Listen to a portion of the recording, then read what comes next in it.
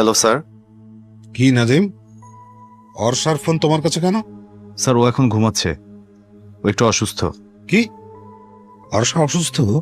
দাও তো ফোনটা ওকে দাও। স্যার কোনো কথা থাকলে আপনি অফিসে গেলে বলেন। নাজিম, ফোনটা আমি অর্ষাকে দিতে বলেছি, ফোনটা অর্ষাকে দাও। আমার জানা দরকার ও কতটুকু অসুস্থ, আমি ওর নিজের মুখ থেকে শুনতে চাই। স্যার একজন মানুষ ঘুমাচ্ছে, আমি তাকে ঘুমের মধ্যে কিভাবে ফোন দেবো স্যার? হাই, কি হয়েছে? আমার ফোন তোমার কাছে কেন? কি সমস্যা? হ্যাঁ স্যার। অর্ষা, কি হয়েছে তোমার? কি আর হবে বস, আপনার সাথে মিটিং এ ছিলাম, থেকে ওর ফ্যামিলি সবাই আমাকে অ্যাটাক করেছে। হোয়াট? এত বড় সাহস! আমি এক্ষুনি পুলিশ পাঠাচ্ছি। না না, পুলিশ পাঠাতে হবে না স্যার, ঠিক আছে এখন। ওকে ফাইন, তুমি এখনই চলে আসো। এখনই চলে আসবো? ইয়েস, তুমি এখনই চলে আসো, আমি গাড়ি পাঠিয়ে দিচ্ছি। Okay sir, thank you. Arsha, Arsha তুমি কোথায় যাচ্ছ?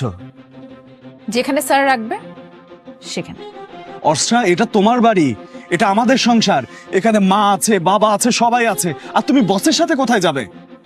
দেখো, এত কথা বলো না, আমার খুব ভালো করে বোঝা হয়ে গেছে যে তোমাদের সাথে থাকলে আমার কিছুই হবে না। আমার স্বপ্ন, আমার ক্যারিয়ার কোনোটাই হবে না। অর্ষা, আমি তোমার পায়ে ধরে আমি অনুরোধ করছি, প্লিজ তুমি কোথাও যেও না। আমি তোমার কোনো অনুরোধ রাখবো না, তোমার দিকে ফিরেও তাকাবো না, কথা বুঝা গেছে?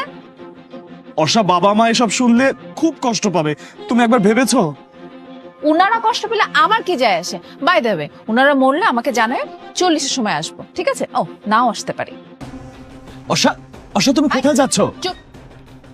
তুমি তোমার বাবা মা মিলে আজকে আমার সাথে যা তা ব্যবহার করছো, এটার প্রতিশোধ আমি নিয়েই ছাড়বো। কাল অফিসে আসো, অফিসে আসার পর তোমাকে আমি দেখাচ্ছি কত ধানে কত চাল, বুঝা গেছে? আর এই বাড়িতে তোমরা 3 জন কিভাবে থাকো সেটা আমি তোমাদেরকে দেখাই দিব। রাস্তায় নামায় ছাড়বো তোমাদেরকে, রাস্তায়। মনের মাঝে উদাস হাওয়া বহে সারাক্ষণ, চোখ জমে যায় মন পোড়ানো অভিমানের ছল।